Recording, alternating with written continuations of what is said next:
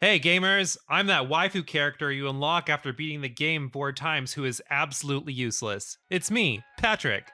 And can I maybe get like a new game plus on my entire life, please? It's Jason. Welcome to RPGaymer episode 10, a podcast about post-game content.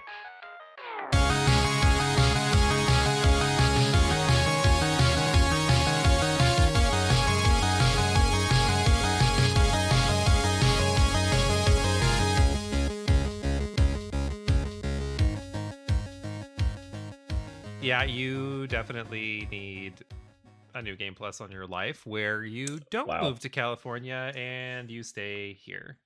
This is the multiverse going on. This is the one I lived in a different place. And then, but see, like, what if I stayed and then you and Scott moved to California? Wouldn't that be It would weird? never happen. Do you I actually have theories about dreams and how dreams are the multiverse. And like there was a dream where Patrick was a game developer and working on a game for Florence and the Machine. I was like, Ooh. that guy's got it. Why can't I be that Patrick? Actually, it's funny. I had a dream that you and Scott were in it as well, but it was really just us doing a Naked. tour of No, actually not this time. It was just a tour of us doing a lot of food places, but every food place also just had coffee in it. That's the only thing we got. So we went there and you're like, "Oh, this place has really good like sushi," but then like we're just drinking coffee. And then we're in a new place and we're like, "Oh, this place, oh, their tacos are the best." But then we're just again sipping the same coffee. I So I, never. I would never pass up on Dream Me would I never do that. but like Dream Me would want coffee, so it kind of worked. It was a weird amalgamation. Well, this will be an interesting transition into Yeah. our topic for the day. How are you gonna make So, this work? I mean, we'll just leave it in because last time we left Perfect. the Quest 64 thing in. So why not leave this in? Ugh. Gamers, welcome to our final episode of the season. Yeah, we're here. It's Mhm. been a ride and it's been Yeah, a good this is ride. the boss battle of season 2. Basically, or you could say this is the final content or post game content of the season. Not really post game It's true. content. That will be coming up later. But Mhm. just to get things going on our discussion today, one thing we wanted to preface the topic about, we will not be talking about DLC. And the reason Mhm, why is mhm. it's just such a broad topic and we thought it'd be worth discussing on its own. So Yeah, that'll be in the future. If you have thoughts about DLC, I'd say yeah, DLC definitely is a form of post game content or could be depending. But in this case, we'll just save all those like extra add-ons for a different day. definitely. But to start us out, Jason, let's talk about post game content. Why don't you give us a little like rundown in general, so maybe someone doesn't know what post game content is? Why don't you give us a little bit of a general synopsis? Yeah, no problem. I feel like post-game content is kind of indicative of what the name is. So it's usually after the main game is over. It's like the other stuff you keep doing. In general, for me, I usually think of this as maybe once some credits have rolled and there's still things to do, you can do that. Or it's just kind of a way for you to keep enjoying a game that you've already potentially played to completion. So anything that kind of keeps things going. But like you said, it's not DLC. It's not downloadable content that adds on to the game. It's already there. It's already using the game's mechanics. It's just kind of like further enjoying what you've already kind of played through. Do you think that unlockables are just post game content? Like if we just boil down anything that is unlockable in a game is post game content? I mean, it can be. I think if it's something that's like unlockable after you beat the game or after you roll credits, yeah, that's kind of post game content. But if it's something that's just like, here's a Bayonetta skin, like that's fun and cool, but I think it's just a bonus thing. I'm thinking more so in like I don't know if you ever played like Hardcore Uprising on the 360, which I don't know why I literally just thought of that. Like as you beat the game, you unlock more stuff to like keep doing it. So like if you wanted to, like you have more things to do. It's probably things like that. There's just more additional stuff. For you, Patrick, do you tend to always play post game content after you're done with the main game? It kind of depends. I'd say on the length of the game. Yeah. So if you think of a game like Super Mario World Deluxe, I think that's the one on the Wii that was also released on Switch like last Yeah, year. that's right. They added the harder levels after you beat the game. Hmm. And I 100% did that because it was a shorter experience. So it's kind of like, yeah, I have time for this. But, you know, for longer games, mostly RPGs, because I think RPGs tend to be the girthiest of the Yeah. games. It's debatable. Like Nino Kuni, I just wanted to be done with the game. So I Yeah, just get through it. and it's not Credits even it couldn't was come fast enough. bad post game content. It's just like I had been in this for so long, Mhm. um, Mhm. and I think it didn't add for a better gaming experience. Like it wasn't adding anything on. Yeah. Do you think that post game content is necessary for a better gaming experience? Um, that's also debatable because I feel like you can have a really concise game that like runs through its gameplay and you get to the credits and it's good and you don't want any more. I think it's just what you're kind of going for. And if you want a game that's supposed to be played like over and over again, or there's other stuff that you can explore, I think that it's probably good to have it for a better gaming experience. So I'm thinking of games that like you can keep enjoying the main game but progressing forward even more. So I don't know if we did this together, Patrick, but you could technically do that a lot in a game like Diablo 3. You can play through the entire game and then you're not really new game plussing it. You're just kind of the game shifts after you beat all the acts, and then you can just start grinding for gear. You can get PvE like equipment. You can just keep going, and it's kind of where I had the most fun with that game.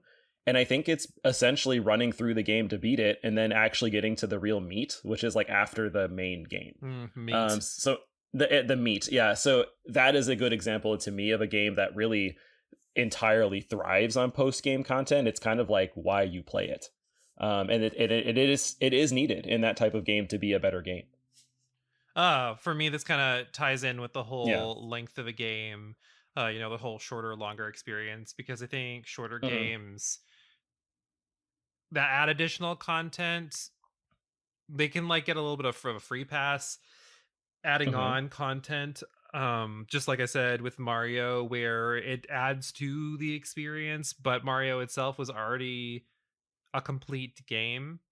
Yeah. Um, I think what you're talking about with Diablo is really great because you talked about how it's a changed experience because you wouldn't really do PvP prior to completing the game because you wouldn't have any of the good gear and whatnot, and your character wouldn't be maxed out. Hmm. Um, for RPGs, I think it's kind of debatable. Yeah. Like, it doesn't have to be there or it shouldn't have to be there, but it's almost like it's becoming a little bit of the norm, especially for consumers. And one thing that's really hilarious, and I actually ran into this with the Pixel Perfect remasters of Final Fantasy because I did that review Hmm. video, and I had people Hmm. complaining about my review or just the release of the game because the content didn't have the extra dungeons that came in the past. So the Final Fantasy V Pixel Perfect, Final Fantasy IV, Oh, I Final see. Fantasy I see. VI didn't have the bonus dungeons. And it's like those didn't make for a better game.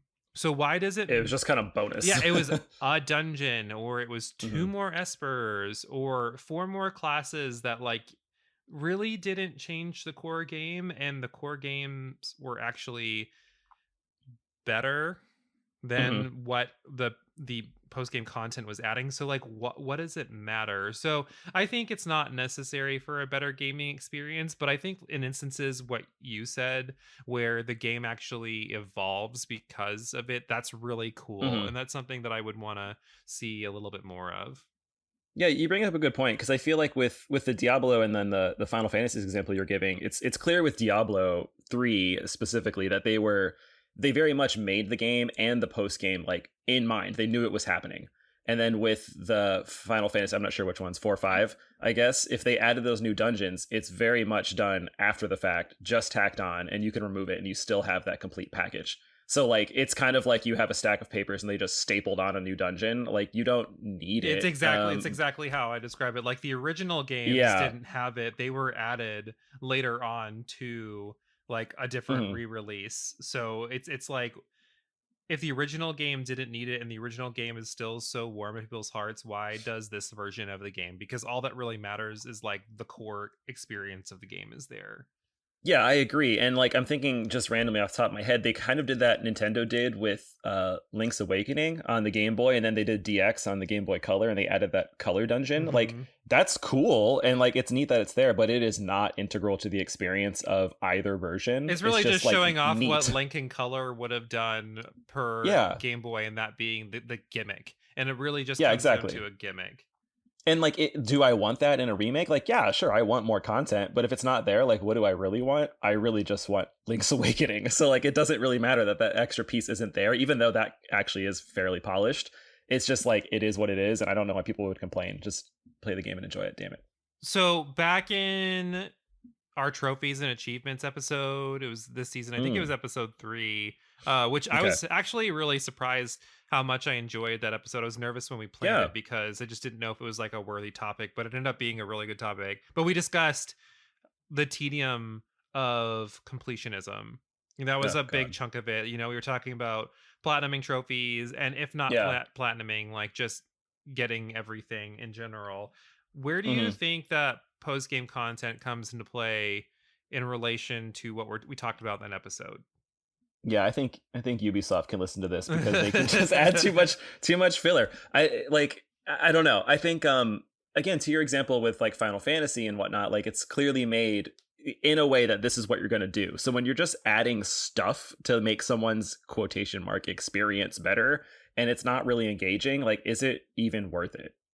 So I like post-game content that isn't offering anything new is just tedium in my mind. So like I'm thinking of like Mass Effect. Like that whole series has a lot of shit you can do, and there's some cool side quests, but there's some dumbass ones too that are just like wasting time, especially in like Mass Effect 1.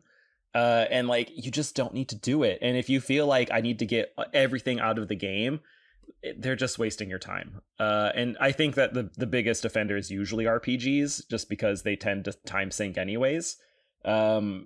But if it's fun, I guess it's cool. But after the game is over, like I don't want to have to scan planets. I don't want to have to go back and do these pointless quests that don't matter anymore.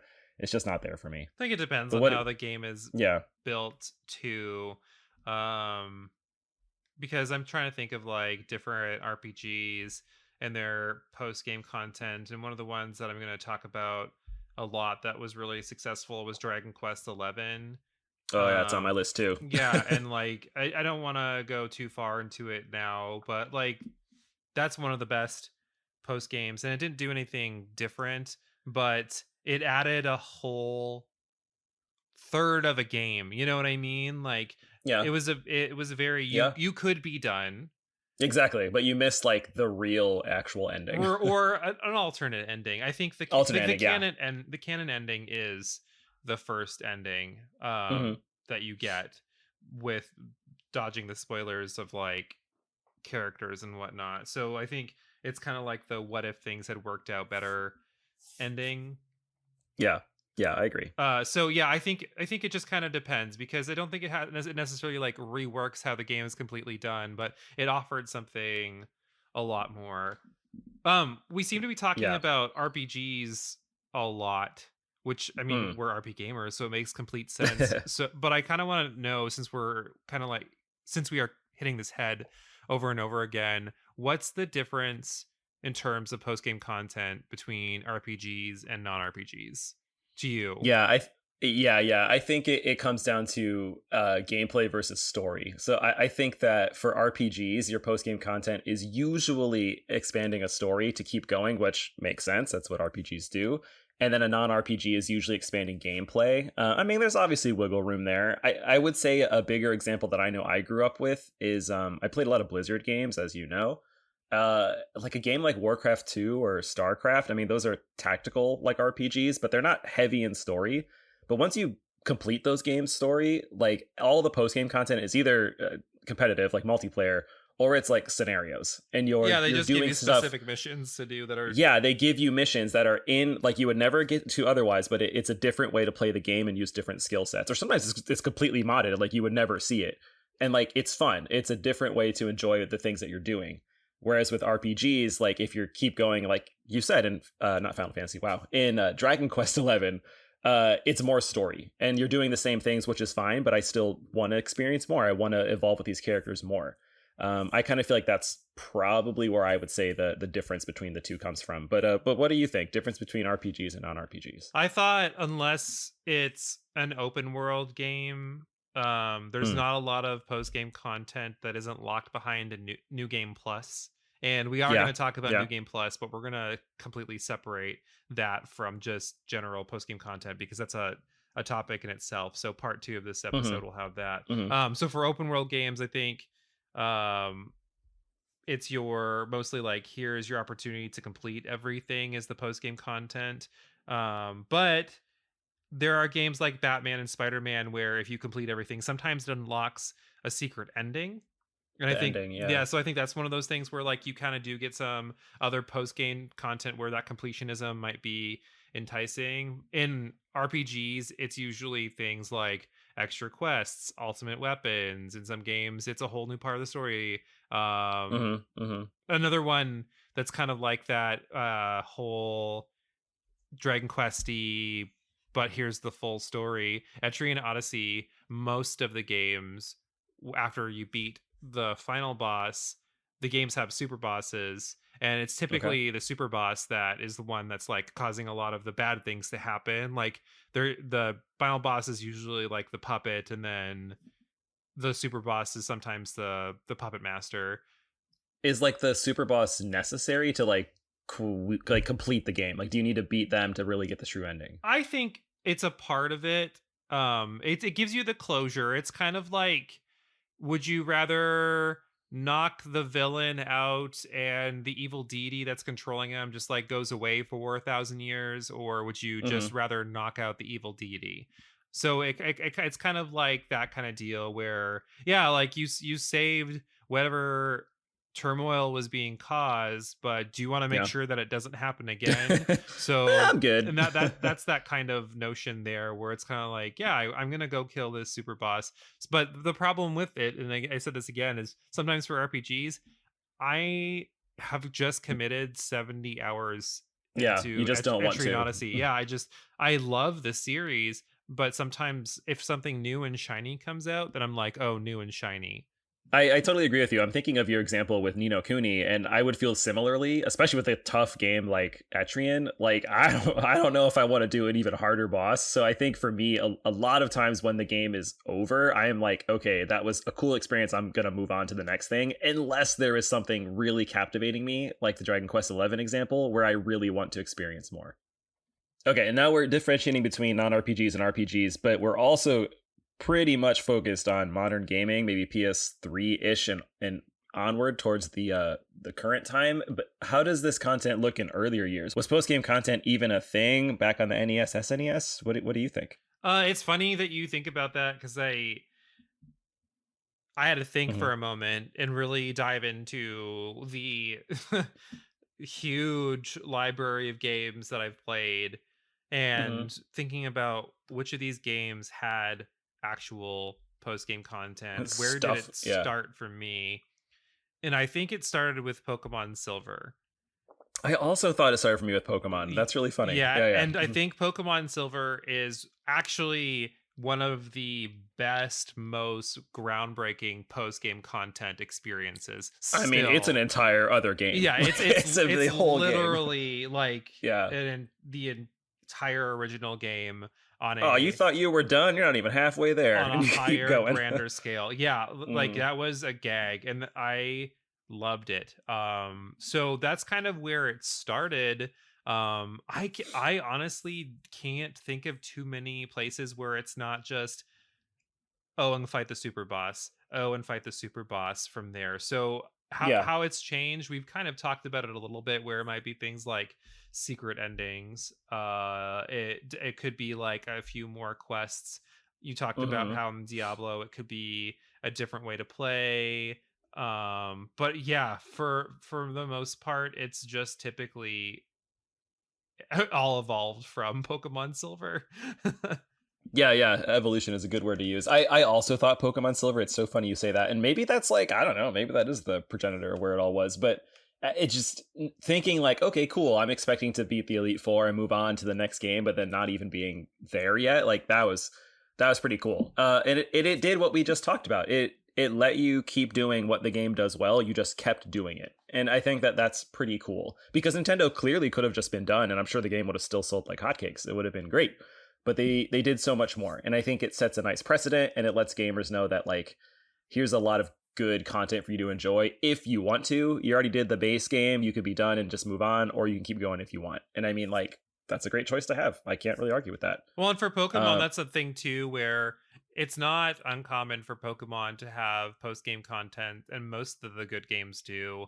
I know maybe X and Y didn't really have anything, and that might be one of the exceptions. Yeah. But a lot of them open up new Pokemon to catch after you beat the game. And and actually in the original one, after you defeat the Elite Four, you can go catch Mewtwo, which I mean, like that's kind of a big deal. I wouldn't say that's on the same scale as Silver, but can you just imagine in a lot of these newer ones where, like maybe it is a smaller set of Pokemon where, people always say, oh, why are there so many older gens in this country? I just want to see new gens. And I don't completely disagree with that. I think it's pretty fair and valid. But like after you finish this new gen, then you go to a different country like you did in Silver, and then you can get like one of the old gens and completely old Pokemon, and then you don't have to worry about picking and choosing who's returning and then who's going to be in this, and you can just completely focus the design on, here are the new Pokemon and then here's some old Pokemon, and you get to go fight those old gym leaders too. Like I think that's pretty cool. Yeah, that's cool. I mean, like, I'm not going to complain about extra content I actually want to play. That's pretty great. So talking about Pokemon, maybe we can hone in here on some specifics. What are different ways that you've seen post-game content implemented? New games or old games? I think one of the best things that I've seen is when a game, like we were talking about Etrian, but maybe even more so, it answers the question that's in the game that's lingering over everyone's head. So the one that comes to mind most vividly is Dragon Quest VIII. And you have all the troubles that are going on in the game, and you beat the final boss, but for whatever reason, the main character cannot be cursed. And it always talks about some kind of like energy blocking him anytime someone tries to curse him with something. Interesting. But you don't find the answer until later. And did you ever play it? Did you ever play Dragon Quest? I never played 8. So at the very beginning of the game, like this whole castle, I think it's Castle Trodane, gets overrun with a curse, and everyone gets turned into plants. And like the evil wizard guy keeps on going around from country to country and getting more power and whatnot. But like the main character does not get cursed, and you beat the game without knowing anything about it. And the whole post game is answering that question of, but what makes the hero special? Yeah. And I thought that was really cool, because usually it's kind of like that whole emphasis on, in a lot of RPGs, your main character is this crazy, overpowered whatever. And that becomes the focus of the game, and it almost makes the other characters obsolete. But your main character actually takes such a backstage like pass to the entire story in Dragon Quest VIII, and it really focuses on your 3 other supporting cast members, and they're the ones who really they're the ones who kind of steal the spotlight of what's going on. So the entirety of the post game is about him. I thought that was super cool. So one thing that I think is a good way to implement post game content is just that whole answering a question that is pivotal to the plot, but it doesn't have to be answered in the grand scheme of things, if that makes sense. Wouldn't it be funny though if the whole reason that was there is because Enix just forgot to include it in the main story, and they're like, shit guys, we gotta wrap this up, and so they added it in the end. I feel like in one of the Dragon Quests you fight against God too, and it's like Dragon Quest VII, and it's like it's literally God. It's not like a god, it's like God, yeah. God, capital G. Yeah. That sounds fantastic. But I mean, like that's good, and I like that too. It's again with Dragon Quest XI, it's exploring more of it, so it makes a lot of sense to me. Outside of like expanding story, like you said, for me, I feel like the implementation is like just giving you the, like, how to describe this. It's kind of like at some sort of halfway points, which might be the credits that are rolling, you now have essentially your entire character or team arsenal to like actually play the game the developers wanted you to play, because you've unlocked everything and now you go. So I'm thinking of a game maybe like Symphony of the Night, Castlevania. Like once you kind of beat the game and then spoilers, the castle flips, like you get to do it all again, but now you are fully powered, you're like ready to go. It's almost vaguely a new game plus in a sense, but it's really everything that you should have had from the beginning. Now you have it all again, you're ready to go. Or like a Metroid, for example. Once you're ready to go, now you can kind of like be a badass and do everything that you should be doing to actually beat the game. I guess that makes sense, because you can technically beat that game without doing the inverted stuff. So it is a post game, you know. It is I think it's a true ending. Like you really don't get the full story unless you do it. But exactly. And I think to your point, you just said it's just expanding the story, which is cool. And and you can let it be done, but you'd kind of be like, oh, that kind of sucks. But instead, if you keep going, you get what I would say is arguably the better experience, the better ending, and you get to play a kick-ass game. So I think that's kind of where I would say it gets implemented. I think some other things we see, like trial modes kind of get unlocked.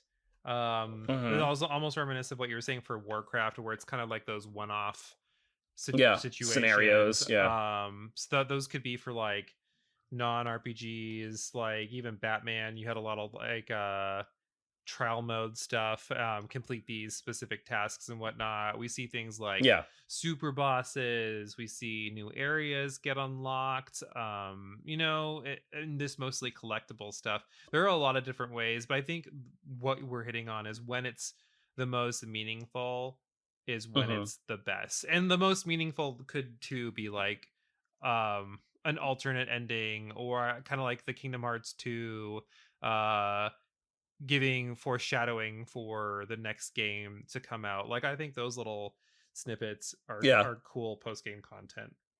So what series could you suggest having more post-game content?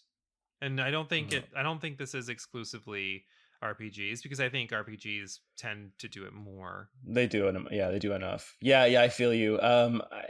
I feel like it's probably going to be a game or a series that I just want to see more of, or one that like ends weirdly. Like there could be more. To an extent, like maybe Pokemon, but I think that's okay. If I had to pick like a game series to just fantasize about, this would be so much better if they kept going, it's probably like one of the original Mega Man games. I actually had that too. Like side scrollers need to break the formula of post-game content, because Sonic and Mega Man, they're really systematic in how they do everything, and it would be really cool if they just kept going. Like I mean, at the end of every Mega Man game, you just probably beat Wily or whomever it is, and you have like kick-ass powers that you just did, and then the game is just over.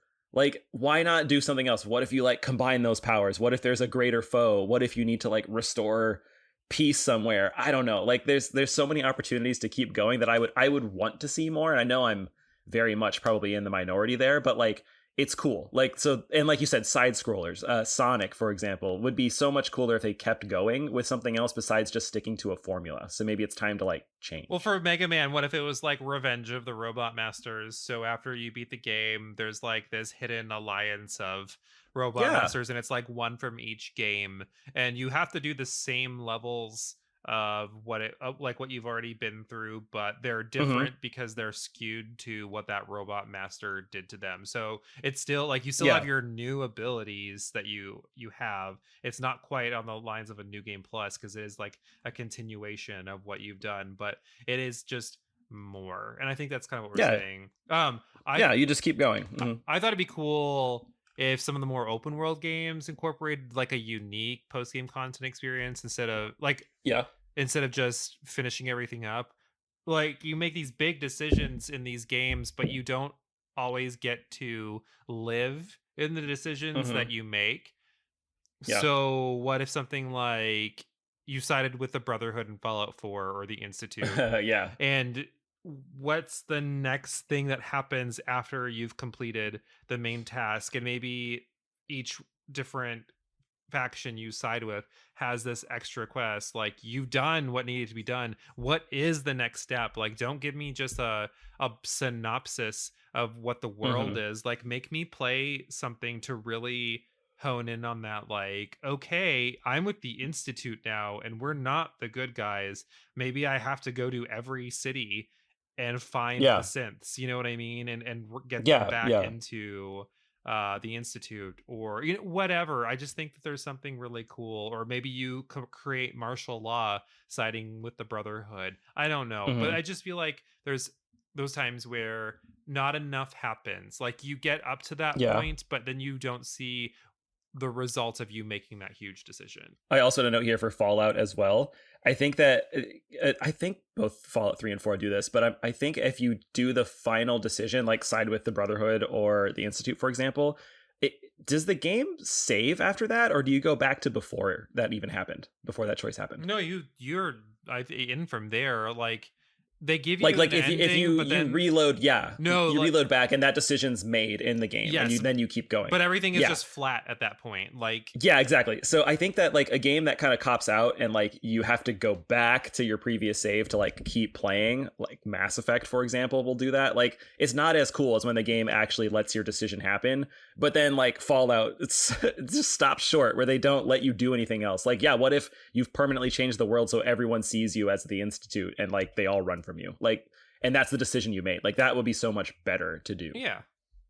Yeah, yeah. And I mean, maybe that's getting into DLC territory because, like, everyone's a human. Well, bad transition from Fallout. But everyone that develops game would be human. And, like, they have to end the game somewhere. So maybe that's where the story ends. And then maybe DLC picks it up. But that's a topic for another day. Maybe you could get a fart gun. We're going to take a quick break, but we'll be right back for part 2, where we talk about New Game Plus. And while we're on break, this is a wonderful time for you all to tell us what you're thinking so far of the episode over on Twitter, Instagram, and on our Discord at RPGaymer. Leave us a review so far for this podcast. We'll be right back.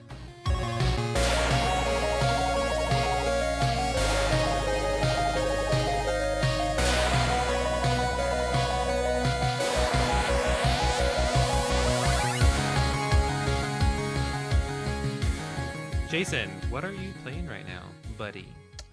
Well, I think you know what I'm playing Yeah, I right know now you're because playing it's right now. a recommendation from you. Because but I'm so mad at you that you aren't letting me experience it with you. He's playing Breath of Fire 3. I am playing Breath of Fire 3 on PS1. Yeah, it's true. I actually do have it set up now, so I could theoretically move it so you can watch. Which I would do. I would literally eat snacks and be in a blankie and like cuddle with my dog or my cat and watch you play this game. And I wouldn't spoil it for you, but I'd offer you cool feedback after you say things and be like, yeah, this character was designed because of this, or this character makes cameos from other games. And I would not spoil it. To be fair, I'm usually playing at like 10 or 11 at night here, so it's like 1 or 2 a.m. by you. But I mean, maybe it could be. Yeah, so I've been playing that about 7 or 8 hours in. I think I just got Momo, I think is the character's Momo's name. Such a good character. She's pretty cool. I think it's a she. Yes. She had a surprising like broom cannon. I don't even know what that gun was, but I wasn't expecting that to be a gun. So it's a cannon with an umbrella in it. Like, if you guard, it's full. Okay, that's what it is. Yeah. Because you're in the room and they're like explosion cleaning up. I thought she was just like sweeping or something. But no, it's cool. And I think it's the aesthetic that I love. It's that style. It's super cute. The colors are great. And I think that I like the combat system is pretty cool. And I like being able to like freeze people to do more damage. That's how you can only damage them, for example. I do like the comedy and humor. It's pretty solid. It's making me laugh. My only real complaint so far is that the game is physically quite slow.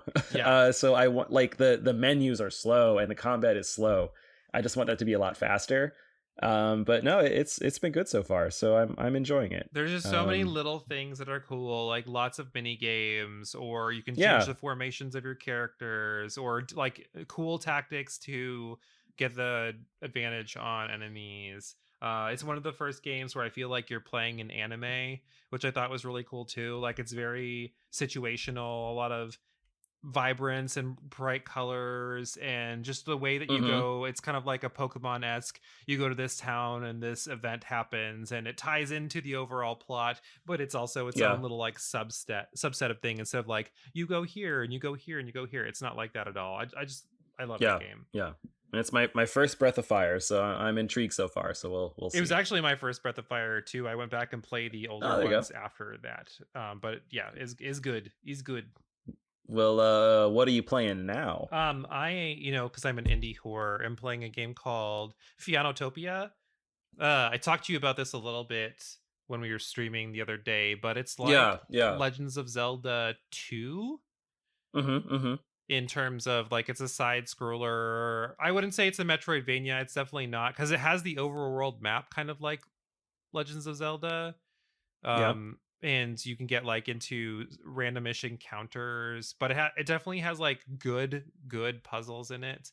You don't level up, you get pieces of heart and pieces of stamina just like you would in Legends of Zelda, but it's female protagonist. It's really cute. Your village gets abducted by aliens, but it's also like a post-apocalyptic society, but it's like a cute post-apocalyptic society. It's not like your Fallout-y. It's one where you might want to live in. Well, it's one of those, like, it's been so long since the apocalypse that like society has started over again and things are pretty okay, but there's definitely a lot of old world technology that's kind of brought in. But if you want a good game that just kind of like offers some simple puzzling, it's not too story heavy, so you don't feel like, oh god, I'm gonna sit here for my full play time not getting to play anything, and there's not a lot of over explaining. It is kind of like playing the old games, and I think I talked about how I finally got to play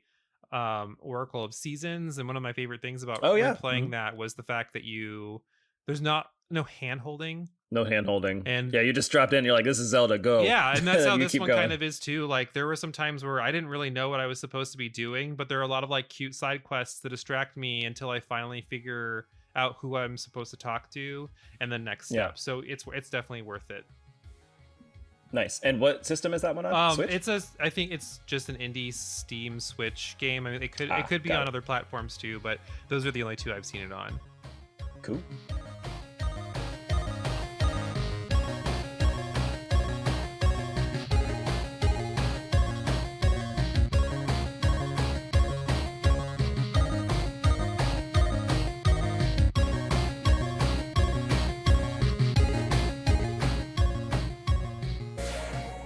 Back for part 2 of our discussion on post-game content. Again, this is a long form episode, so we're going to be taking a couple breaks, not just for our sake, but also for yours. So one thing we kind of thought about when we were planning this episode is that post-game content is such a broad term, and I would say that all New Game Plus content is in form post-game content, because you do have to beat the game to have it, but not all post-game content is New Game Plus content. So we kind of thought we'd split it off so we could give validity to what we just talked about and then give a good effort into this discussion as well. So, I mean, New Game Plus is just one of those things where you beat the game and something or someone is open and unlocked. You have these experiences that you didn't have before, but most importantly, do you enjoy running back through a New Game Plus run, Jason? Like, do you replay a game after you've beaten it in New Game Plus mode? I mean, this is like the biggest no that I've given on this podcast. I mean, you know how much I barely play and finish games to begin with, so you think I'm going to play it again? No, I usually don't. And I think I don't usually play again because I usually don't care about the game so much to start over to want to keep going. What if I told you that you're lying and you're wrong? Well, that's not true, because I'm not lying and I'm definitely not wrong. So I think you're thinking in terms of RPGs, but if you think about it, to unlock characters in Street Fighter, you have to beat the game. Well, and it okay. is technically doing a New Game Plus. So like there are caveats to that. I'm thinking like because I mean, like, I also I love roguelikes, and those are literally just New Game Plus the game. It really is. So like, it just depends what you're doing. But I mean, if I'm gonna play, like, I think it's Devil May Cry 3, like, once you beat it, you unlock Virgil, like, to play, and like, cool, brand new character for the whole game. But I'm like, no, man, I'm done. Like, I got punished enough. Like, I don't, like, I know, and that's like an entirely different game, but I'm like kind of done with it. I just don't want to do it again. So I'm the opposite of you, Yeah. where I don't like replaying a game if I'm overpowered. But if I get a new mode or a new character to play as, I'm probably going to replay it. Like, I don't want to just re-slaughter this game that I've already slaughtered. Yeah. Well, Because like, I enjoy the but like, challenge behind it, you know. But like, if it's like what Virgil about mode, Virgil's a completely different playable yeah? character. What about a game like I don't play these, but like Dark Souls? Like I've always heard people like talk about that. Like, is this a good example of where you would do New Game Plus to be more powerful? Because that's kind of the point. So the way I kind of gather New Game Plus and Dark Souls, and I mean like Dark Souls episode, probably season 3 or in the future. Mm-hmm. But when you replay the game, it scales with you. So it's Yeah. not like you're even slaughtering, because you're probably gonna get slaughtered even more Still just than you yeah. were going to, and it's more for completionism and I see. min maxing, and yeah, it's more for and PvP, so it's more for those things. Yeah, it makes sense. Makes sense. I feel like I'm again kind of the opposite of you, where I do like being super overpowered in some things. Like it's kind of fun, but like I just don't know if I want to play all through a game again with the exact same story and the exact same elements. I just have like a level 10 weapon. I think I would much rather, in like the previous Castlevania Symphony of the Night example, kind of beat the game and then get the post game where I'm doing all the same stuff but like still progressing something new.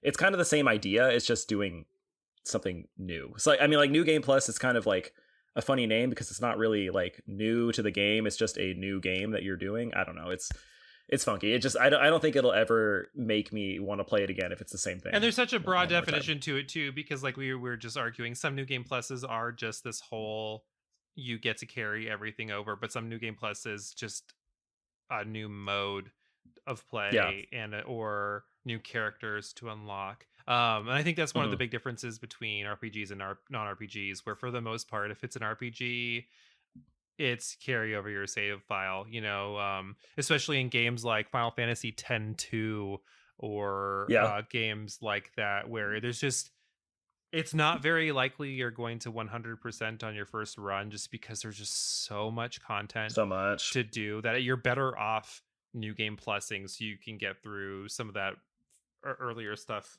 faster with your higher levels and whatnot. And then the non-RPGs are the ones where, you know, it's new characters, new modes and whatnot. But yeah. do you think this is running stale? Like, do you think New Game Plus is just so overused at this point that it's just not really that interesting anymore? I think that it can be, but I honestly think it's not. I feel like it's getting to a better place because if I can just think of myself, I'm starting to look at some games that have New Game Plus features that make me actually want to play them. So I feel like if a developer does it poorly and they just say, here's the game again, toned up difficulty, keep your weapons, like, I don't want to do it. But if instead they're saying, here's the game again, toned up difficulty, keep your weapons, but there's an entirely new branch that you could never get to before because now you have this ability to get there, like, I might want to keep playing. So it kind of is going the right way, but I feel like you can be lazy and just make it New Game Plus with no new additions, or do it right and make people actually want to play it and make it worthwhile. I feel like the caveat to what you just said for me is a game like Parasite Eve 2, where Yeah. New Game Plus lets you carry over some things, but it also increases the difficulty. So you're not necessarily changing the story, but different monsters are probably going to be appearing earlier in the game. And it's going to change your experience, and it's going to make you rethink how you play it. And since it's such a short game, like, I think you could probably beat it in, it's under 10 hours. And if you know what you're doing, it's definitely less than that. I think that makes the game exciting. Like, you would want to go through it because, again, it's tactically, you're just, how am I going to get through this? How can I plan for it and whatnot? Yeah. And part of your question was also, is New Game Plus becoming the standard? Like, maybe. I feel like New Game Plus might not be becoming a standard. I think it's just becoming its own like genre. So like we had just mentioned, repeating games like Dark Souls and whatnot. I mean, the whole kind of name of that game is getting stronger to keep going to do the same things or beat similar bosses, and then you start over. We also mentioned well, but actually roguelike. it's kind of thematic in the games though too. It is. Where you know, you don't actually defeat the bad, you just prolong the bad. So the theory that kind of goes behind it is the next time you reawaken is basically the next time it needs to be The next time the bad is there. Yeah. Yeah, and that's well done. And I mean, that's a good way to make you keep playing. Alternatively, bringing up roguelikes, I mean, I can mention specifically a game like Hades or Rogue Legacy, which I love, by the way. I mean, those games are pretty much just run through the exact same thing over and over, get slightly stronger, and keep going. It is basically New Game Plus every single time, and you just keep going a little bit further, a little bit further. So it's kind of playing with that idea of that concept, but it's making it more worthwhile because, like we said before in the previous section, it's still giving you new stuff that you actually want to see. Well, speaking of new stuff that you want to see, how do you feel about it when you have content that's locked behind a completion wall? So like you don't get it unless it's New Game Plus.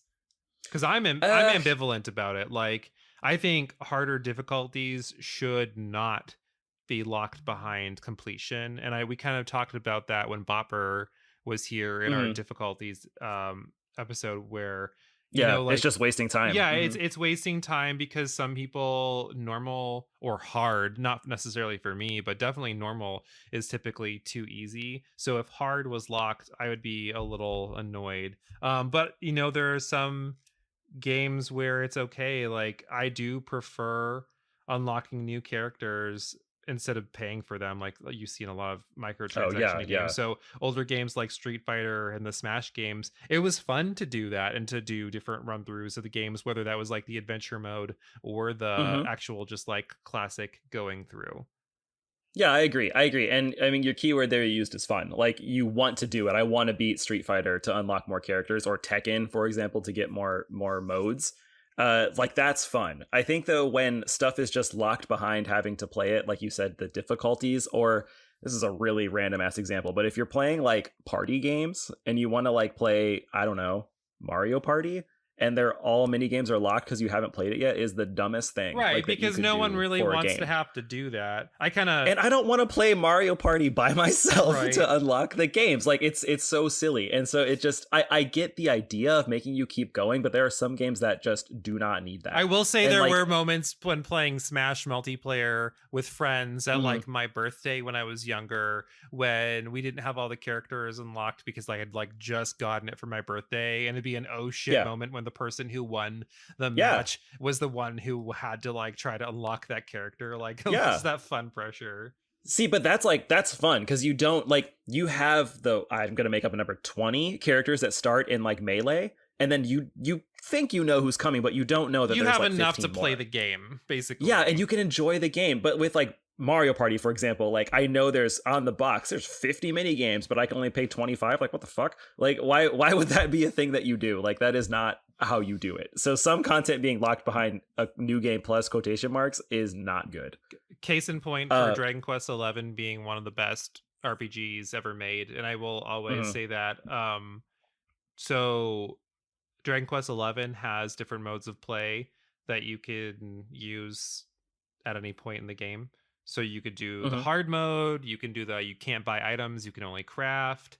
You could do no armor if you want to. There's all unlocked, and it just changes the way you play the game too. Like you can't play standard mode like you would play hard mode. It's very different, vice versa. Or you know, like thinking of a game where you only can craft your weapons, you can't buy your weapons, completely changes it. I think that's a great idea because there's no pressure, but it is at the very least open at the very beginning of the game, and it doesn't change the trophies that you get. It just is there. I think that's you bring up a good point, because I feel like those options that you're saying don't make the core experience different, and you don't have to like earn it to feel like you need it. For something like let's use Smash again, like maybe you do feel like you need to unlock Luigi, like, and maybe that's something that you feel proud about doing, and like having an option just to turn him on in the beginning of the game would be cool. But it seems like that is better content to lock behind players playing and gaining skill than something like you can't use items. Like that just seems like something you should just have to begin with. So with that in mind, Patrick, what do you think are the most successful ways that you've seen New Game Plus brought into a game, RPG or otherwise? So RPG or otherwise, and they're kind of along the same lines. I think Resident Evil 2 and Resident Evil 2 Remake did it best. Mhm. And that's the whole scenario based. The So you're scenario. like playing through the Mhm. game from a different character's perspective. Think it's super fresh, especially in the original when there were some points in the game where if you take certain items, there's something that's missing for the other person on the other playthrough, and Yeah, you that's don't cool. think about that because you're just like, oh, I didn't realize I was going to be playing from the other character's story He did take that gun, after didn't that, he? right? Yeah. And it's nothing drastic. Yeah. It's just like a couple different little It's pickups cool. here and there, but it gives you the opportunity to apply what you know to the game, but it also switches it up enough that you're not too comfortable. Like monsters are in different locations, or if Mhm. it's the original game, Mr. X is in the B scenario, so he'll pop up here and there in a few different places. You start in a different starting point, but it's still again the same game. I thought that is just great because that makes you want to replay a game. And to the point where Yeah. when I played it the first time with Chris, who I've talked about a few times, we did A and B because it was like, oh fuck, like there's a whole nother game. And even though we had Mhm, just beat it, we mhm. wanted to do it. Fire Emblem is kind of the same thing.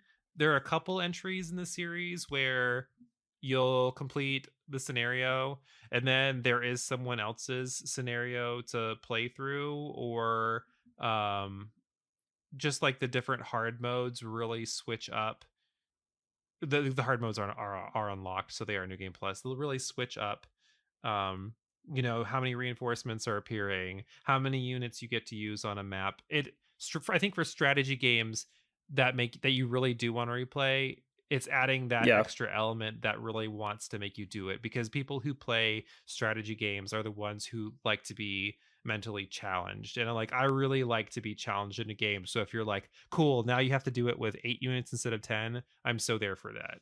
It is expanding like what you want the game to be doing. It makes a lot of sense. I also for this one was thinking of the scenarios for Resident Evil. I think it's a really cool way to bring in that multiple things are happening at once, and that it's almost like it's not even New Game Plus. It's just a completely different game, or it's an extension of the same game, and they intertwine like as you go. And I think that's pretty unique. It's a unique way to tell opposite stories, and it's something that I wish that people would do more often because it gets me more content. Oh, how awesome Um, would it be to play a game like, and I had others written down. I can't think of what they mhm. were now, but if you played Final Fantasy X and it was completely from Yuna's perspective instead of Titus's Oh, perspective, totally different. Mhm. or just like any game where there's someone else. And I think that's why I wish when you brought up Devil May Cry earlier, Yeah. you're just playing as Virgil in Dante's shoes. It's basically Right. the same thing, same game. But like, what if it was a completely different game? And what if it was a completely Yeah. different perspective? But you're still playing through, for the most part, the same thing, but it's completely different. Um, Yeah, yeah. I hope we're getting there now. Like 3 console generations later, I hope that technology or time or money, whatever, can make those games feel that way. Because I think that's what I would want to see from a new game plus. Also, I just kind of want to see new ways to like enjoy those characters or those funny mechanics. I don't know, whatever it may be. So like a new game plus, something that you might unlock would be like a different mode, like you were saying. So I can look back at I think it was Tekken 3 or maybe it was Tekken 4. But like you would beat the game and you would unlock more characters for like Tekken Force, the like Oh, not the that the great side fighting scrolling game. beat 'em Hey, up. I liked that. That Yeah, was fun. it was fun. It was fun enough that they reiterated it and made it better in the sequels, and that's cool. And I'm like, that's kind of what I'd want to see. Like, I mean, for a fighting game, you can't really do New Game Plus. You're gonna play it over and over again, but that's where it will be fun. And I think that the most successful ones are when you keep putting the game back in, even though it's completed, or you play through it entirely again, like you said with Resident Evil. So it's yeah, those are the good If ones. I had to play or create my own new game plus stuff, I think I would want what if scenarios. Ooh, Kind of good one. reminds me of what Marvel did with their whole Marvel what if. And I actually Yeah. had a when I was in college, when I was like thinking of drafting my own comic book, I had the whole Mm-hmm. idea of like a comic that was completely based on what ifs. But Yeah. Like, what if you played Final Fantasy X and Titus never came, or what if you played Final Yeah. Fantasy VI and Terra did not join the returners and instead she stayed with the Imperial forces.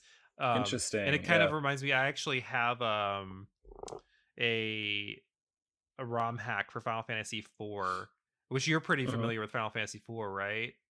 Yeah, I beat that game. And when you're going after Rosa gets kidnapped and you Yeah. head toward Baron, and then the Leviathan attacks and Yep.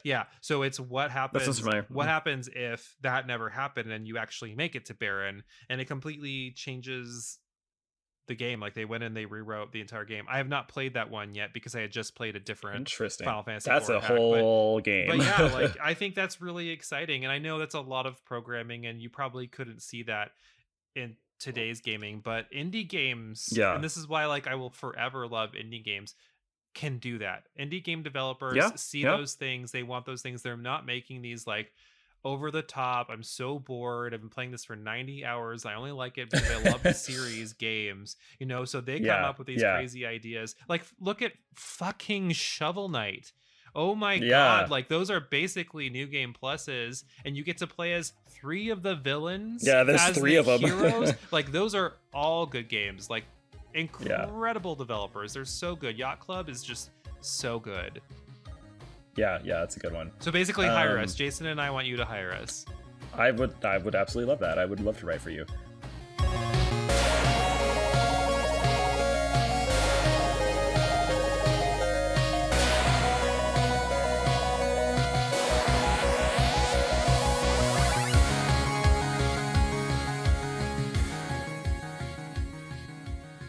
Okay, so fan mail time. This one coming in from Sask Gamer, very active member on our Discord, always sending adorable pet photos. But Sask would like to know, which series would you like to see have a lead character that is queer?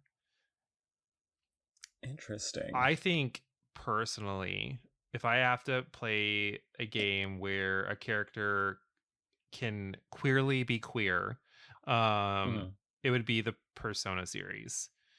That's a good one. Yeah. I just honestly think that because the whole life sim part is so ingrained on connecting with people, it really could give the opportunity to have that identity with some authenticity, especially in some of the characters that you're meeting. I wouldn't want it to be like the stereotypical queer characters that you might see in those like husbando gay dating sims, because like the jock one, the goth one, like, I wouldn't want it to be like that. But I mean, like, I really think it would be a really good way to explore some queer topics. I mean, hell, what if everybody's struggles with their identity is what manifests something bad, like it tends to do in Persona, and then when they accept themselves is when their persona activates. Like, that could just be really cool. I know it's probably never going to happen, but I think it would be nice. We even talked about in our very first episode, the Gang Gaming episode, how sometimes when you get to play as a queer character, it doesn't feel like you're a queer character because it's just basically what they would have written if you were a girl, and that's not what it means to be gay. And there's it's so it's not acceptable. So it'd be nice to see some more authenticity. I agree with that too. Persona's a good one because I feel like for as sci-fi and fantasy as it is, there's some like heavy hitting human issues in there, and everyone is basically young. Like, so it's a young crowd, which I'm assuming is a great target to kind of like have for this sort of feeling of inclusion. I think that would be really good. And I think people always think that if something has to be like queer oriented or gay oriented, it needs to be sexual. And no, not really at all. Yeah. Doesn't. Like, there are so many things that you can explore that have nothing to do with physical intimacy. So I just think, like, not that it has to be a PG game, but like there's just so much more to being gay than sex. Yeah, I agree. So this is a little tough for me to answer personally, but I would feel like any like main series protagonist that is gonna come out for a new game. Let's just say it's what's the next Dragon Quest? Dragon Quest 12? Yeah. let's just say it's that person can be queer, but they don't need to be queer in a strictly sexual way. It could just be like maybe the main character is breaking masculine norms and they like to wear like skirts or they wear pink, like things like that. And I think making it normal, because like I like the color pink. Like I mean I bought this shirt yesterday that has these pink pineapples on it, and like I want to wear it. I want to express, and like I don't want to be like people look at you and look differently. I think that's probably where we as a not a company, we as a development like world can move forward in inclusion. So I would say just doing it that way and writing it well, and not just because this person's a girl that's good enough. They need to be written because they are who they are and they're strong for what they choose. Yeah, like just very natural, as opposed to, it doesn't necessarily have to be a pressing thing. It kind of reminds me of Kanji in Persona 4, where you know, like he likes dolls, and we're really making a deal about how that makes him soft. And I think just how that something can just be a natural part of someone, and it doesn't necessarily make them a soft, you know, it could just be like normal, and it's not even something that's talked about, it's just something that's there. I think it would be great.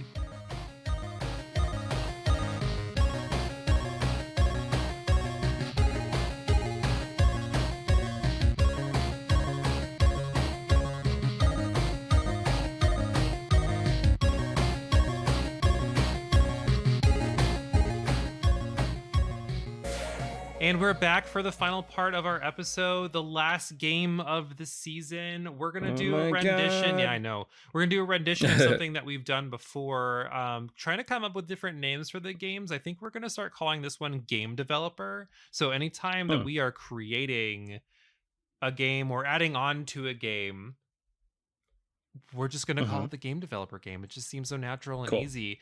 This time, because we're talking about New Game Plus and post-game content, I thought it would be fun if we actually found some games that didn't have these things and we tacked it on. Now, as we talked about, we're seeing this more and more in newer games, so we're just going to do the usual old man thing and throw them on some old games that we both know and love pretty well. So, Jason, do you have any questions about what we're going to do?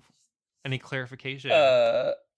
No, but I don't want to go first. So I want you to like give me a game first, so I can definitely do that. So I'm gonna give Jason a game. Okay. He's gonna create some post-game content or create a new game plus for it, and then he's gonna pitch it back to me, and hopefully we'll have some good fun with it. And maybe someone again will steal our ideas but credit us for us, and then we can retire off of the 5% they give us. Yeah, let's go for at least 7%, but all right, sure, 7, it works. Okay. How about 6.9? No, anyway. Jason, the first game that you're going to add some content to is the best Mega Man, and that is Mega Man 2. I also picked Mega Man 2 for you. That's fine. Okay, I think we kind of covered this, so I feel like this is a good one, and it seems so natural where the post-game content would be after you defeat Dr. Wily for the second time. Maybe it's the fallout of having destroyed these robot masters that were originally there as a function to help society. So maybe there could be something like this town is mad at you because like, or maybe they're mad at Dr. Light, for example, and like the robots he's making. So there's more of a bit of an uprising, and now there's like a second turmoil where some robots are angry, so you have to fight back and try to I don't know, calm down the rage or panic. This is a heavy topic for Mega Man 2. Maybe something like that could be fun. If you wanted to keep it more in the lines of like that's expanding the story, but more in the lines of doing something different. I feel like only a few levels in Mega Man, basically Mega Man 1 through 6, only a few levels actually make you use all of your items. They're usually the Wily levels, which makes sense because you have them. And they're oftentimes the most challenging and most like rewarding to get through. I would say maybe more of a gauntlet sort of run of those things in Mega Man 2. So you're using like Quick Man, you're using all these abilities to like get through your stages in a unique way. I think that this also might be benefited from doing something on modern consoles where you have more buttons, so you can quickly switch between like abilities and things to get to really unique areas. It's so stupid when you watch the new games, and like I just watched a playthrough of 11. And like you're just throwing special abilities everywhere, which is true to how Mega Man would be if it was like real life, he'd be using everything in his arsenal. But you think back to the old games where you had to pull up the menu, switch your weapon. Yeah, pull up the menu. Exactly. So, but I'm thinking maybe more things like that, where it's a little bit more of a challenge on like getting through certain areas. You have to utilize all of your weapons and like exploration skills that you've unlocked through Rush or whomever you're using in the game. I think that'd be pretty cool. I think I would like that. I don't really know how else the story would expand though. Like it seems like it's kind of done. It's so old. There's not really a way to do what it. if I guess game just became a completely different game, and now that you've like defeated the robot masters, because you said they serve a purpose and they're supposed to help like humans, the whole game shifts to some puzzle game where you're like reprogramming them, you're like de-infecting them from wildest programming, and then like the game shifts to just some kind of different game, or maybe like you are Mega Man program and you have to go inside as the Mega Man program, or it shifts to Mega Man Battle Network and you're like fighting the virus. You know, like it could be something really cool like that. That's kind of fun. I mean, you bring up a kind of neat idea, like maybe this sort of like dream Mega Man game, because I mean, like, base Mega Man, you go destroy the robot master. Mega Man Battle Network, you can go inside to the program and like fight on the inside, and then Mega Man X is basically what happens when robots become evil. So like they all kind of can mush together to make this like Mega Man world. That would be pretty cool. Yeah, I would play that. Play the shit out of that. Okay, that's fun. I would play that game. I like it. We keep getting to talk about Mega Man. Okay, I can do one for you then, right? Yep. Okay, I can hit you up another one. We're gonna go the non-RPG route. What would you do post-game content or New Game Plus for God of War 2018? Oh, so you know the game's coming out. And I do have theories about this. I have a feeling that Atreus / the boy is lying and using and manipulating Kratos. Oh, really? I never thought about that. His name's Loki. I mean, you know who it is. Yeah, exactly. I mean, at this point, you gotta know. You gotta know. But so you're thinking maybe there'd be some inklings of that in a post-game content or something for the first one? Well, but I mean, it's unconfirmed. But you know, he starts going apeshit crazy out of nowhere in the second half of the game. So I just think it's one of those things where you could do something with Loki, but I actually think it'd be really more interesting to tell the tale of Baldur. Okay, cool. Yeah. Again, I think it's a completely different perspective of the game. It's a completely different character. I think he's a very interesting villain, and he wasn't nearly around enough. And then he was gone really quick. Yeah. And I think it would be a completely different playstyle too. Like I know he's quotation marks invulnerable and whatnot, but you could always just throw that into a video game and be like, he's weak, whatever. But yeah, I would like to see Baldur living in this Norse mythology world and doing that and seeing understanding more of the relationship with Freya, is that her name? Yeah, and just the world, and getting some perspective as to why it is the way it is, and where are the people, you know, like where. Yeah, that'd be fun. I can't believe Ragnarok's coming out. I'm gonna enjoy that. Okay, I actually have an RPG for you for some New Game Plus post game content. Jason, create something for Final Fantasy IX. Oh, I can. It's perfect. No, that's not true. So after you beat Kuja, the extra content. Yeah, exactly. The real master. The extra content is you go kill Ozma and all that. Yeah, what would it be? Necron was actually a puppet. And yeah, right. There's another puppet in this puppet. That's actually what it would be. It would just be everyone is a puppet for the next like 7 discs because the game is just going to keep going. No, I feel like I would want like Zidane and crew to be able to like rest on their laurels and be a little happy with what they've accomplished for Alexandria and the kingdom. So I'm thinking like maybe it would be just because they're all good guys like at heart. Maybe going around to your different cities and like restoring them to like their prosperity, because they were very destroyed. Like at peace. Yeah, exactly. Everything is like destroyed. So maybe it's going through and I don't know, like collecting some sort of resource, something, eliminating these enemies, maybe doing some fun mini games. Like there's the jump rope minigame, for example, like doing something else like that that isn't just an RPG with menus to like help these towns could be kind of fun. Could be every character has like a final wish and you help them complete their final wish. And like Vivi's dead, so it's not like he could have something, but maybe there's something in a letter, there's something they want to complete for him or do for him, to get that closure. Exactly. Yeah, I think that would be cool. And I feel like that kind of falls in line with the theme of like rebuilding and like what it means to be like a good person or a friend. And I think it makes sense to like help the world. Like that would be kind of cool. Honestly, now I'm thinking about it, I don't even know why they didn't include that. Like that would just be so much better. But yeah, that would be fun. I would like that. If they make Final Fantasy IX Disc 5, that's what it would be. You know what? I don't know if I would know what your favorite Final Fantasy actually is. I just assumed it was 6. It's not like is it 6? It's not like we didn't do a full episode on it. I know. Okay, but you love like all of them, so I'm going to assume it's Final Fantasy VI is your favorite. So what would that look like? You have so many options with stories here. Well, I feel like this is kind of in the same vein as what you said for Final Fantasy IX, where like, okay, Kefka's dead. What now? The world is still it's mess, still fucked. So maybe the post-game content for that is creating or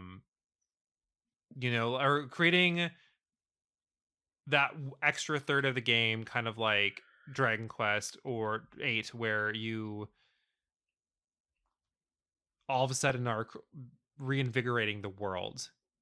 Yeah, bringing it back. Yeah, finding a way to bring the world back. And it's kind of like that true ending versus like canon ending. If not, I kind of said it earlier in the episode with Final Fantasy VI, like what if Terra didn't join the Returners? And it is that what if scenario where it just completely changes the game, where now Locke is the main character, or maybe Celeste is I know she basically is on the fence of tied for main character, but like what if the focal point is completely her now, shifted, as opposed to Terra? And Terra is a part of, she never got over her brainwashing, because that could be really huge. And it's it's so situational that she gets over her brainwashing. I think that would drastically change the game. The Returners would have to be a lot more active instead of passive. So I think that would be big. And I would want to see mini games like the Battle for Wutai stuff from Final Fantasy VII.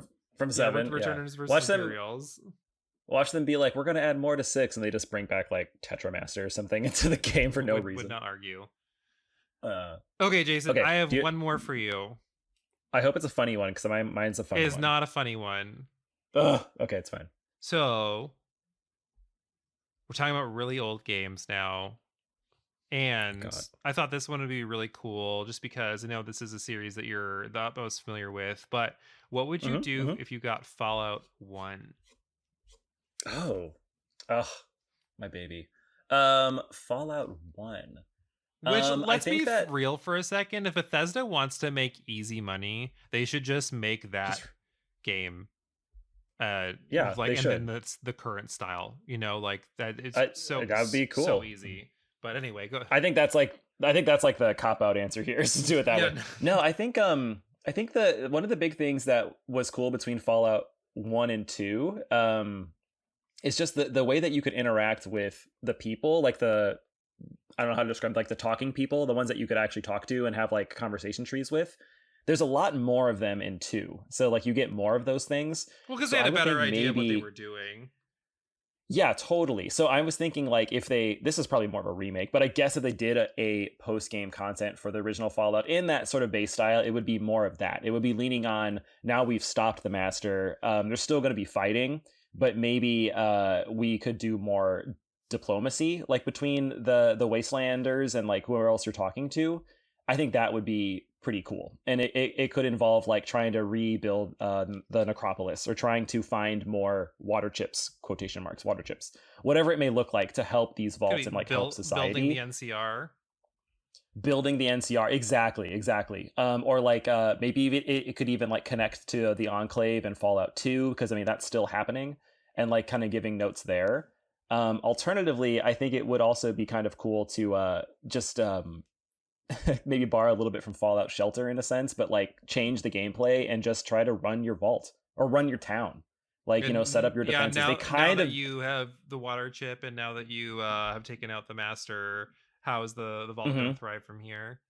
How's the vault going to thrive? And like, I feel like if you look at it in the context of 1996, when the game came out, like there was no Fallout 2, 3, 4. So like this could be the last one. So maybe you did just live back in your vault. Like maybe that's what you would do. And like the game would shift to that, collecting resources, keeping your area safe.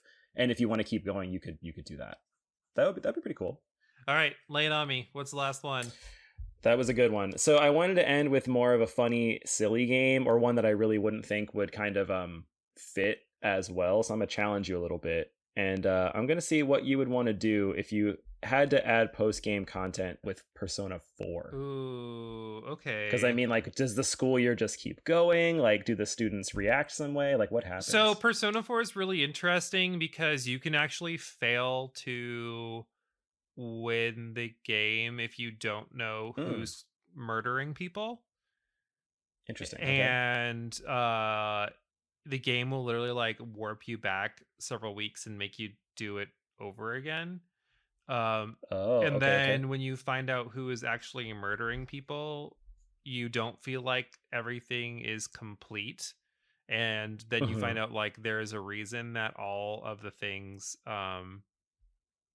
change. Like why are there personas? Is there this world where people can be thrown into to be murdered? And someone's basically been pulling the strings all along, and then you have to figure out who that is. So I don't think I would do something like post-game content for that because that's already been wrapped up. But I think you could do a new game plus from a completely different perspective.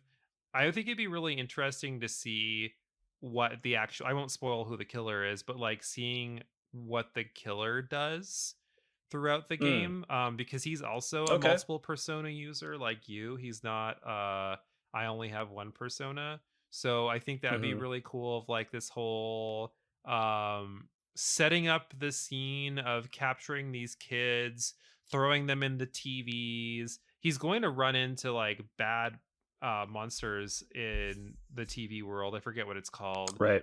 So I think that's what I would want to see is kind of like a new game plus play the villain's story. Because aside from that, I don't really know what else you would do. You know what I mean? Because that extra, it's almost like we were talking about with Dragon Quest, where it already has that like you could quit here, but here's like the true ending. True ending, which is a very Atlas thing to do. If I think about it, like a lot of Atlas RPGs have this is the final boss, but this is the final boss. Is the final boss. Yeah, I feel like that's a good example that you gave for Persona 4 of like a new game plus you would want locked behind the original game, because like otherwise obviously spoilers, but it just fills out and rounds out the context for like why someone took the actions they did. Like that seems cool. So hopefully Atlas is listening and they can pay us 6.9% royalties, and then we can get that happening. I mean, if not, it's just gonna be softcore porn with kanji. Let's be real. Oh, it's the nude mode. You just unlock that mode. Kanji mode. Oh my god. Well, Jason, I think that about does it. I think that's the end of our season. We did it. We leveled up. We're level three now, or at least we will be come fall. So just like we did last season, Jason, I think I want to take a little time reminiscing about the good moments of this year, because I mean this is like we started this season with the episode of Glow Ups, and I definitely think that we had a lot of good things that show that we've grown since season 1. What were some of the big moments for you? There was none. No, I'm kidding. I think that yeah, we went backwards. I think that the big moments for me standing out were just continuing to have fun doing this, but I like that we were able to bring on some guest stars, people to talk with us. That was really cool and fun. I think I had the most fun having episodes with Casey or the Pokemon episode. It was just so fun to like kind of discuss and like be able to interact with people that have a like-minded interests. And that was really cool and like great to discuss deeply about games, I suppose, but really it's more so just to feel like comforted and welcomed. Like these are people that get me, that was a really cool piece, and I think that we did that a lot more this season. Yeah, I think so too. I know one of the highlights personally was the Fire Emblem episode, where just being a part of something so much grander and working with people Hmm. who are willing to take the time to work with others.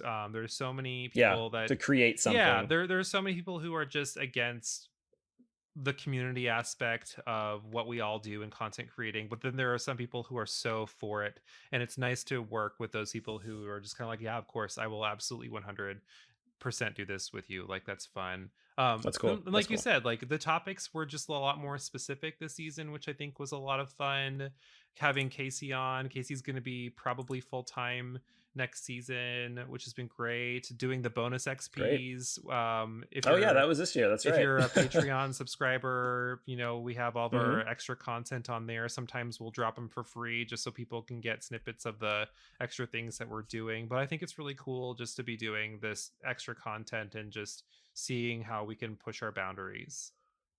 Yeah, it's good. If I wanted to pick like the most fun I had in an episode, Legend of Zelda was pretty fun. Yeah.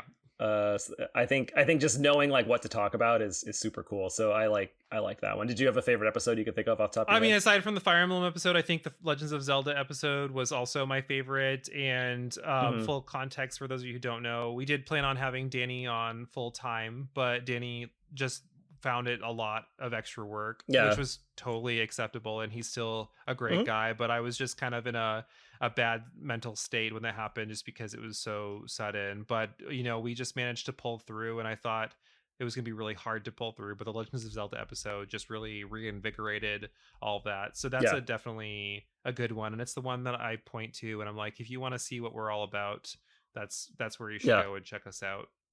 Good discussion, good game. I think it was a fun one. I agree. Jason, I think our viewers also want to know what we're going to be doing in the meantime between seasons 2 and season 3. I think we have a couple of different Hmm. plans. So what are we going to be doing? Well, I don't know about you, but I'm gonna probably be playing video I'm games. definitely going to be playing video games. Yeah, I think I know we have some other stuff planned for the channel, which will be pretty cool. Yeah, we have a Do Nuzlocke you want me to- episode coming up we Yeah. just kind of discussed what a Nuzlocke is in our Pokemon episode. So we're going to go ahead and have everyone play Mhm. that and just release a special episode in between the 2 seasons for everyone. Yeah, that'll be pretty fun. I know I'm going to collaborate with Patrick, and I want to do some video reviews. I think that'll be pretty cool for the Yeah. YouTube channel. Yeah. I have some passion there. It could be great. Yeah, for those of you I who know that aren't we're- checking out our YouTube content very much, that is where we tend to focus a lot of our energy in the downtime, just because we still want to Yeah. stay connected and relevant.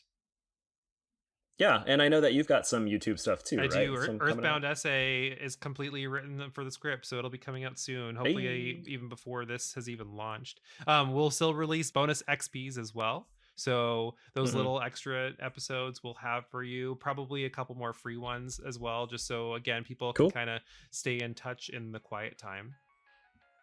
The quiet time. And Patrick, I'm not sure if you want to get too far ahead, but do we have any tidbits for our fans to look forward to in season 3? Yeah, I want to do a longer season, and I want to keep reaching for those people that you would have never thought would be on our episode, and I want to keep thinking outside of the box and bringing on, all kinds of cool people, a variety. We're trying to be as inclusive as possible, but we can't think of all these things ourselves, so it helps to have our wonderful Discord as a sounding board and feedback. So I really think that just continuing to build that community is really what I want to see happen next season, so that way people know like this is a safe place for everyone.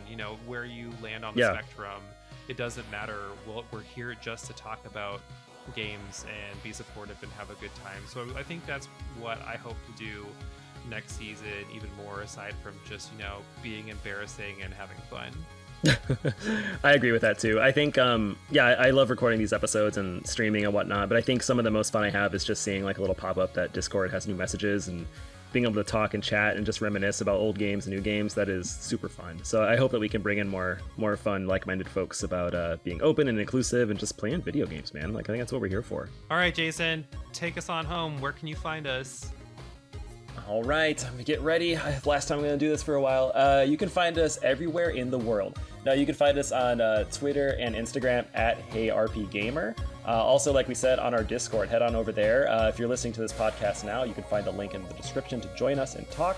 We're also on Patreon. You can find that link on our description as well if you want to support us. We're all over the place, man. And then on Tuesdays, usually routinely, we'll be streaming on Twitch. You can find us there too. Just talk, communicate, chat. We want to hear from you. Whenever you want to talk, we'll be there for you. If you enjoyed listening to us today, be on the lookout for our bonus XP content and our mid-season special episodes coming out whenever they come out. As usual, we appreciate you all for listening. Hope you had a great time. Now go out there and get gaming.